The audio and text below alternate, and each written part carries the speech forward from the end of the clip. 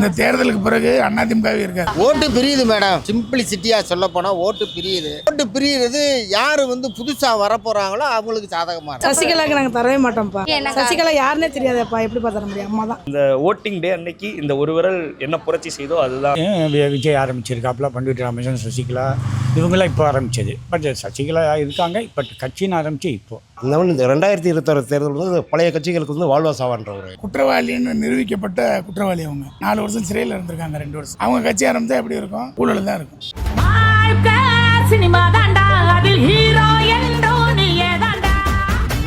சசிகலா அவர்கள் புதிதாக ஒரு கட்சி ஆரம்பிச்சு கொடியை அறிமுகப்படுத்தியிருக்காங்க. என்ன சொல்ல விரும்புறீங்க? அவரை பொறுத்தளவு ஊழல் குற்றவாளி. அவர் கட்சியும் ஊழலாக தான் இருக்கும். இதுதான் என்னுடைய கருத்து. ஏன், என்ன காரணம்? ஊழல் குற்றவாளி லஞ்ச லாவணி வாங்கி 4 வருஷம் ஜெயிலுக்கு போன ஊழல் குற்றவாளி. திருப்பி அவங்க கட்சி ஆரம்பித்தா ஊழல் தானே பண்ணுவாங்க. குற்றவாளின்னு நிரூபிக்கப்பட்ட குற்றவாளி அவங்க 4 வருஷம் சிறையில் இருந்திருக்காங்க, 2 வருஷம். அவங்க கட்சி ஆரம்பித்தா எப்படி இருக்கும்? ஊழல் தான் இருக்கும். இப்போ இவ்வளோ நாளாக அவங்க கட்சியை அறிமுகப்படுத்தல, தேர்தலுக்கு இன்னும் கம்மியான நாட்களே இருக்கு. இப்போ சும்மா தன்னை வெளியே காமிச்சுக்கணும்னு செய்கிறாங்க. விளம்பரம், இது சுய விளம்பரம். அவங்களாம் இனிமேல் எதுவுமே சாதிக்க முடியாது. இப்போ அனைத்து இந்திய அண்ணா திராவிட முன்னேற்ற கழகம் 4 பிரிவாக இருக்கு. ஒன்று எடப்பாடியார், இன்னொன்று தினகரன். இந்த தேர்தலுக்கு பிறகு அதிமுகவே இருக்காது. தேர்தலுக்கு பிறகு தோத்துருவாங்க. தோத்துட்டா அதிமுக இருக்க தொண்டர்கள் பூரா அப்படி இப்படியே வெவ்வேறு கட்சிகளுக்கு போயிடுவாங்க. திமுகவுக்கு போயிடுவாங்க எல்லா கட்சியும். ஏன் திமுக அப்புறம் பெரிய கட்சி அதிமுக தான், அது ஏன் காணாமல் போயிடும்னு சொல்றீங்க? பூரா ஒற்றுமை இல்லையில அவங்களுக்குள்ள 4 பிரிவாக இருக்காங்கல்ல. ஒற்றுமை இல்லை, ஒரு நிலையான மைண்ட் இல்லை. பிஜேபிக்கு அடிமையாக இருக்காங்க. சுய சிந்தனை கிடையாது. அதனால அவங்க வர்றது கஷ்டம். இந்த தேர்தலோட முடிஞ்சு போயிடும். இப்போ அவங்க கூட்டணி வச்சிருக்காங்க. என்டிஏ கூட்டணி கண்டிப்பாக வெற்றி பெறும் அப்படின்ற மாதிரி எல்லா இடத்துலையுமே பதிவு பண்ணிட்டு இருக்காங்க. அதுக்கு என்ன சொல்ல விரும்புறீங்க?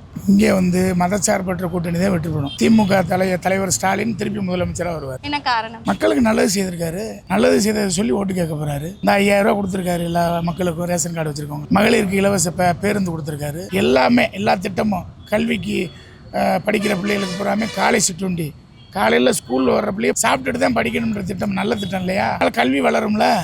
இப்படி நிறையா திட்டங்கள் செய்திருக்காரு. திருப்பி அவர் தான் வருவார். ஓகே, அவங்களுடைய ஒரு இனிஷியேஷன் தான். ஆக்சுவலாக அவங்க ஆல்ரெடி ஒரு கட்சியில் ஒரு பில்லராக இருந்திருக்காங்க. முன்னாடி அவங்க ஜெயலலிதா அம்மையார் கூட ஒரு பில்லராக இருந்திருக்காங்க. என்னுடைய பெர்ஸ்பெக்டிவில் பார்த்தோம்னா அது கண்டிப்பாக அவங்க அவங்களுக்கு பில்லராக இருந்தனால இது அவங்க ஒரு நல்ல மூவ் தான் என்னுடைய சஜஷன். அனைத்து இந்திய அண்ணா திராவிட முன்னேற்ற கழகமே 4 பக்கமாக இருக்குது. ஓகே, ஸோ இதை எப்படி பார்க்குறீங்க? எனக்கு அந்த பெர்ஸ்பெக்டிவ் எப்படிங்கிறது தெரில. ஆனால் இவங்களுடைய இந்த மூவ் நான் பாராட்டத்தக்க மூவ் தான். ஏன்னா இவங்க ஆக்சுவலாக இத்தனை நாள் எல்லாரையும் ஒரு ரிலையபிலிட்டியில், ஒரு நம்பகத்தன்மையில் இவங்க எல்லாரையும் இத்தனை நாள் வளர்த்து விட்டுருக்காங்க. அந்த ஒரு பெர்ஸ்பெக்டிவ்ல பொதுமக்கள் எல்லாருக்குமே தெரியும். ஆனால் இன்றைக்கு இவங்க ஒரு தனிப்பட்ட முறையில் இவங்க எடுத்திருக்கிற இந்த இது பாராட்டத்தக்க. இந்த மூவ் அவங்களுடைய பண்ருட்டியாக இருக்கட்டும், ஒரு எடப்பாடியாராக இருக்கட்டும், வேற டிடிவி தினகரனாக இருக்கட்டும், இவங்க ஜெயலலிதா அம்மையார் கூட இருந்தனால இவங்க இப்ப எடுத்த இந்த நகர்வு ஒரு கரெக்டான நகர்வு தான். இவங்க 2 பேருக்கும் பிளவு ஏற்பட என்ன காரணம்? அவங்களுடைய தனிப்பட்ட இது இருக்கலாம், ப்ளஸ் தேசிய அரசியல் இருக்கலாம், ப்ளஸ் இங்கே இருக்கிற அரசியல் இருக்கலாம். அது நம்மளுக்கு அதில் நம்ம கருத்து சொல்ல முடியாது. ஆனால் இப்போ இவங்க சசிகலா அம்மையார் இங்கே இப்போ தனியாக இந்த முடிவு எடுத்ததுக்கு ஒருவேளை அவங்க தனிச்சு நிற்கணும் அப்படிங்கிற ஒரு ஸ்திரத்தன்மைக்காண்டி தான் அவங்க இந்த மூவ் எடுத்திருப்பாங்கன்றது என்னுடைய சஜஷன். ஆல்ரெடி நிறைய கட்சிகள் வந்துட்டாங்க. ஸோ வாக்குகள் பிரிய ஆரம்பிச்சிருச்சு. ஓகே, ஸோ நாளுக்கு நாள் இன்னொருத்தர்னு வாக்குகள் இங்கிட்டு பிரிஞ்சுட்டே போகுது. இது எப்படி அமைய போகுது 2026 தேர்தல்? அதாவது ஒருத்தருக்கு பின்னாடி ஒரு கூட்டம் இருக்கு, ஒரு மக்கள் இருக்காங்க. அதை எப்படி நம்ம எடுத்துக்கிறதுனா, சசிகலா மேயரை பார்த்துக்கிட்டீங்கன்னு வச்சுக்கோங்களேன், அவங்களுக்கு ஒரு குறிப்பிட்ட சமுதாய ஓட்டு மட்டும் இல்லாமல் அவங்களுக்கு அரசியலில் இருந்தப்பே அவங்க பல ஜாதி மக்கள் கூட அவங்க நல்ல கோஆர்டினேஷனில் இருந்திருக்காங்க. அதனால் இவங்க ஒரு கணிசமான ஓட்டு இவங்க இருக்குன்ற எனக்கு ஒரு நம்பிக்கை இருக்கு. அவங்க ஒரு சாயம் மட்டும் நம்ம பூசக்கூடாது. அவங்க ஆல்ரெடி பல பேரை அவங்க ஹேண்டில் பண்ணியிருக்காங்க. அம்மையார் கூட இருக்கிறப்ப பார்த்தீங்கன்னா பல தரப்பட்ட மக்கள் கூட அவங்க ஹேண்டில் பண்ணியிருக்காங்க. அதனால ஒரு சாயம் மட்டும் பூசாமல் தெரிஞ்சு இவங்கள்ட்ட பலதரப்பு மக்கள் இருக்கிறனால இவங்க ஒரு கணிசமான வாக்கு இவங்களும் வாங்குவாங்கன்ற ஒரு பெர்ஸ்பெக்டிவ்.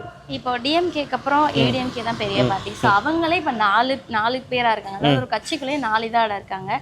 ஸோ இதில் யாருக்கு வாக்குகள் அதிகம் வரும், யார் என்ன மாதிரி வாக்குகள்லாம் வாங்க? அதாவது இந்த ஜனநாயக நாட்டில் இன்னைக்கு யார் வேணாலும் கட்சி, நீங்களே கூட ஒரு கட்சி ஆரம்பிக்கலாம். ஆனால் அந்த கட்சியில் ஆரம்பிக்கிறதுல எப்படி சேவை பண்ண போகிறாங்க, எப்படி அவங்க கால் தரம் மதிக்க போகிறாங்க, ஒரு மக்கள் பெர்ஸ்பெக்டிவ்ல ஆல்ரெடி அவங்களுக்கு எவ்வளோ வாக்குகள் இருந்திருக்கு, அவங்க ஆல்ரெடி எவ்வளோ பதிவு பண்ணியிருக்காங்கன்றதையும் நம்ம பார்க்கணும். இவங்களை பார்த்தீங்கன்னா இப்போ சசிகலா அம்மையாரை பார்த்தீங்கன்னா வச்சுக்கோங்களேன், சசிகலா அம்மையார் இருக்கட்டும், விஜயா இருக்கட்டும், நம்ம ஸ்டாலினா இருக்கட்டும், எடப்பாடியாக இருக்கட்டும், எல்லாருக்குமே பார்த்தீங்கன்னா ஒரு குறிப்பிட்ட ஒரு ஓட் பேங்க் இருக்குது ஆல்ரெடி. இவங்க வந்து ஆல்ரெடி இவங்களுக்கு ஒரு ஃபேன் பேஸ் இருக்குது. விஜயா எடுத்துக்கணும், அவருக்கெல்லாம் ஒரு ஃபேன் பேஸ் இருக்குது. சசிகலா மேயர் பார்த்தீங்கன்னா அவங்களுக்கு ஒரு இது இருக்குது. எடப்பாடினா அவங்களுக்கு ADMK already strong vote bank இருக்குது. டிஎம்கேக்கும் நல்ல ஸ்ட்ராங் ஓட் பேங்க் இருக்குது. இது எலெக்ஷன் வந்து எப்படின்னா மக்கள் தான் தீர்மானிக்கிறது. அந்த ஓட்டிங் டயத்தில் தான் மக்கள் தீர்மானிக்கும். இப்போ நம்ம ஒருத்தர் கணிப்பு நம்ம கொடுக்கலாம். ஃபைனல் பார்த்தீங்கன்னா அந்த ஓட்டிங் டே அன்னைக்கு இந்த ஒரு விரல் என்ன புரட்சி செய்தோ அதுதான் வந்து, ஏன்னா நம்ம கொடுக்குற கணிப்பு படி நடக்க போகிறது கிடையாது. அன்னைக்கு மக்கள் இந்த ஒரு விரலில் என்ன புரட்சி செய்கிறாங்கன்றது தான் மேட்டர். நேற்று ஆரம்பிச்சிருக்காங்க பசுமண்டில் பார்த்தேன். நான் நல்ல ஒரு மீட்டிங் போட்டுட்டாங்க,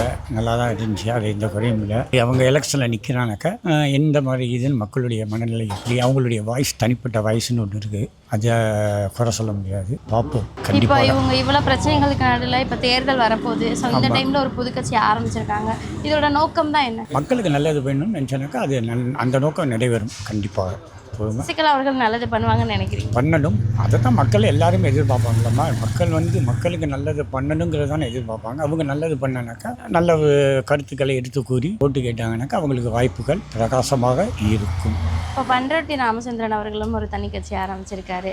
அது என்னதுமா, அவர் எத்தனை கட்சி தான் ஆரம்பிக்க இவங்க ஆரம்பிச்சதில் ஒரு அர்த்தம் இருக்குது, கொஞ்சம் அனுபவங்கள் இருக்குது, அதனால் நம்ம இது பண்ணலாம். எடப்பாடி அவர்களோட இணைந்தே இந்த கட்சியை நடத்தலாமே, என்ன காரணத்தினால இவ்வளவு? அவங்களுடைய பொறுப்பு தனிப்பட்ட இது. நம்ம சேர்க்கலைங்கனால அவர் ஆரம்பிச்சிட்டாரு. சேர்த்துருந்தானாக்கா நீ இணைஞ்சிருந்தாக்க இன்னும் நல்லா இருந்திருக்கும். பட் இவங்க தனிப்பட்ட முறையில் ஆரம்பித்து அவர் பக்கம் கரெக்ட். இப்போ இந்த கட்சிகள் பிளவுபடுறதுக்கு காரணம் என்ன? இப்போ அனைத்து இந்திய அண்ணா திராவிட முன்னேற்ற கழகம் அப்படின்றது ஒரே கட்சி தான்.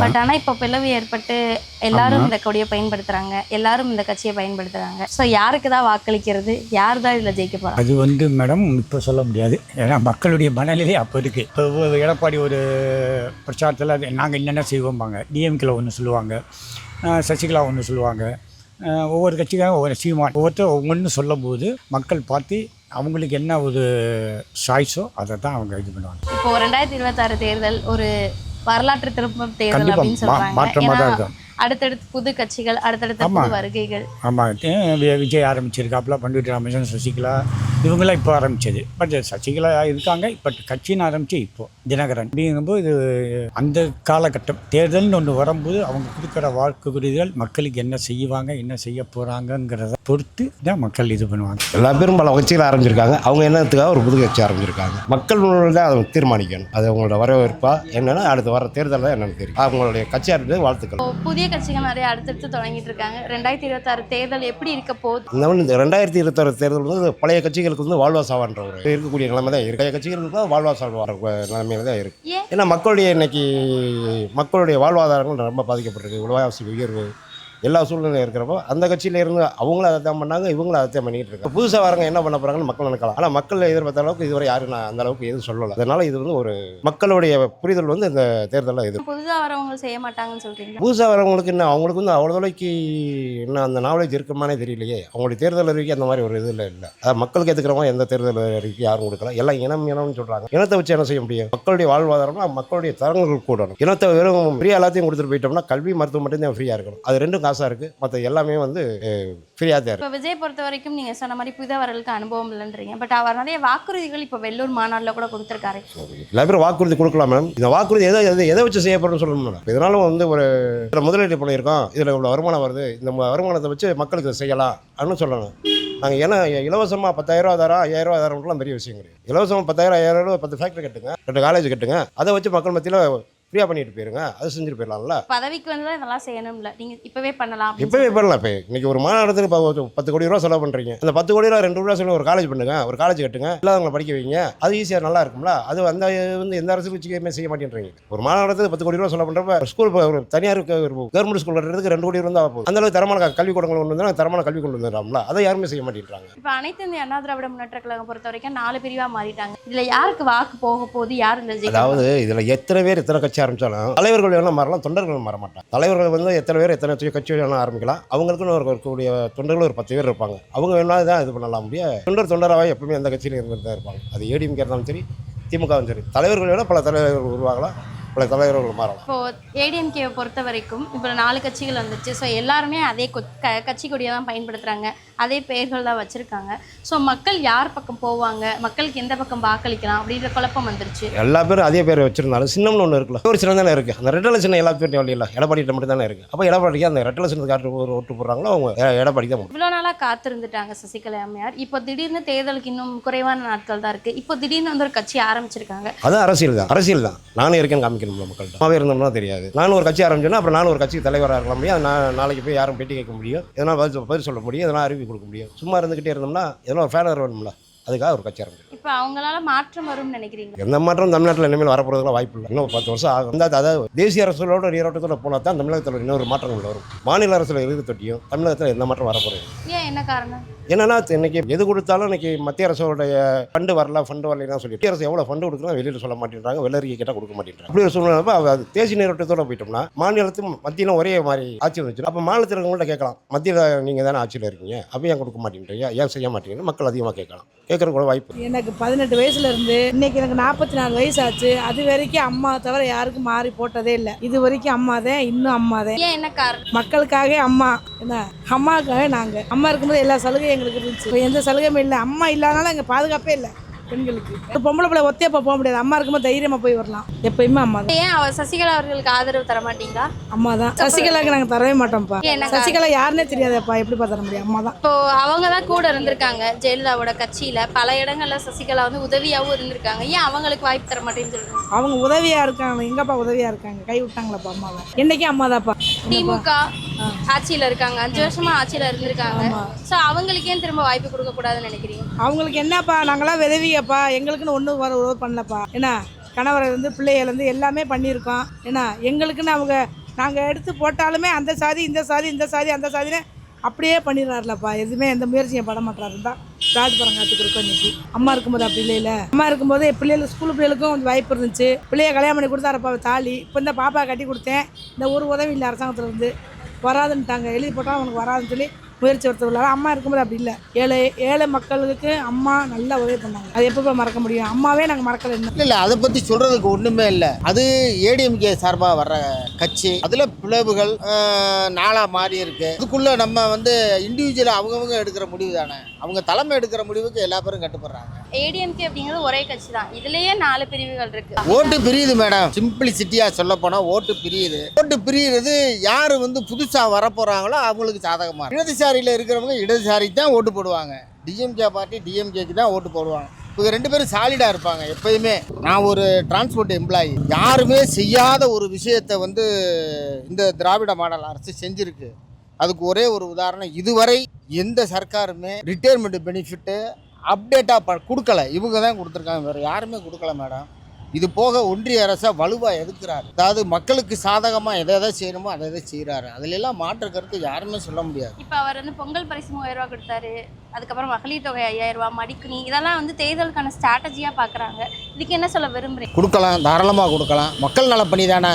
மக்கள் காசு மக்களுக்கு கொடுக்குறாரு, கொடுத்துட்டு போட்டோம். இப்போ 2026 பொறுத்த வரைக்கும் மாற்றம் வேணும் எதிர்பார்க்குறீங்களா, இல்லை திராவிட மாடல் ஆட்சி 2.0வே நடந்தால் நல்லா இருக்கும்னு நினைக்கிறீங்களா? ஒன்றிய அரசை எதுக்கிற எந்த சர்க்கார் வந்தாலும் நாங்கள் அதுக்கு ஆதரவு தருவோம். ஒரு விரல் புரட்சி பற்றி பேசிட்டீங்க, அப்போ தாவேக்காவுக்கு தான் உங்களுடைய? இல்லை, அப்படி கிடையாது. நான் ஒரு என்னுடைய பெர்ஸ்பெக்டிவ் பார்த்தீங்கன்னா, இப்போ எனக்கு வந்து இன்றைய இதில் வந்து நான் பார்ப்பேன், இந்த 5 வருஷத்தில் என்னுடைய செல்ஃப், அதாவது என்னுடைய இந்த ஏரியாவை எடுத்து நேரு நகர்னு வச்சுக்கோங்க. இந்த நேரு நகரில் எனக்கு என்ன சாட்டிஸ்ஃபேக்ஷன், எனக்கு பர்சனலாக எப்படி இந்த ஒரு கவர்மெண்ட் வந்து எனக்கு சப்போர்ட் பண்ணுச்சு அப்படிங்கிறத தான் பார்ப்பேன். ஆனால் நம்ம ஓவராலையும் பார்க்கணும். அதே நான் என்னுடைய பர்சனல் இதுன்னு நான் சொல்கிறேன், நான் என் ஏரியா பார்ப்பேன். ஆனால் ஒரு தமிழ்நாடே நம்ம பார்க்கணும். இப்போ பார்த்தீங்கன்னா நல்லா தான் இருக்குது. எனக்கு என்னை பொறுத்தளவுக்கு நல்ல கவர்மெண்ட் நல்லபடியாக தான் ஹேண்டில் பண்ணி கொண்டு போகிறோம். அன்னைய எலெக்ஷனில் நம்ம என்னன்றது எங்கள் ஃபேமிலியாக நாங்கள் டிசைட் பண்ணுவோம். எங்களுக்கு எப்படி சப்போர்ட் இருக்குது, ஒரு சோஷியல் சர்வீஸாக இருக்கட்டும், ஃபார் எக்ஸாம்பிள் கவர்மெண்ட்டோட பப்ளிக் இந்த கவர்மெண்ட் ஹாஸ்பிட்டல்ஸாக இருக்கட்டும், ப்ளஸ் இந்த ரேஷன் கடையாக இருக்கட்டும், இதில் எல்லாம் எப்படி கவர்மெண்ட் ஒரு இனிஷியேஷன் எடுத்து பண்ணுறாங்க, இதெல்லாம் நாங்கள் பார்ப்போம். ட்ராபேக்ஸ் ப்ளஸ் அண்ட் மைனஸ் பார்த்து தான் நாங்கள் ஓட்டு பண்ணுவோம். அதாவது அவரும் இப்போ ஒரு அரசியல் கட்சியை தொடங்கி அவர் வந்து இது பண்ணியிருக்காரு. வாக்குறுதிகள் வந்து எல்லாரும் கொடுக்க தான் செய்வாங்க, அது நம்ம ஒரு பேரியர் போட முடியாது.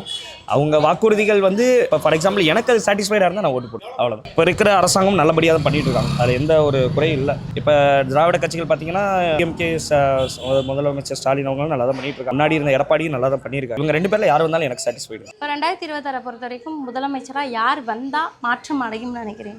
மக்களுடைய மனநிலைகள் நிறையா இருக்குது. இளைய பொறுத்த மட்டும் அவங்க மத்திய அரசோட கூட்டணி வச்சுருக்காங்க எடப்பாடி, அதனால் எடப்பாடி வந்தால் நல்லாயிருக்கும். ஏன் என்டிஏ கூட்டணி? இப்போ இந்த ஆட்சியை பார்த்தாச்சு, இந்த 5 வருஷம் பார்த்துருக்கோம். அடுத்த எடப்பாடி வந்துச்சுன்னா ஒரு ஆட்சிக்கு கொஞ்சம் மாற்றங்கள் வரும்ன்ற மாதிரி எதிர்பார்க்குறோம்.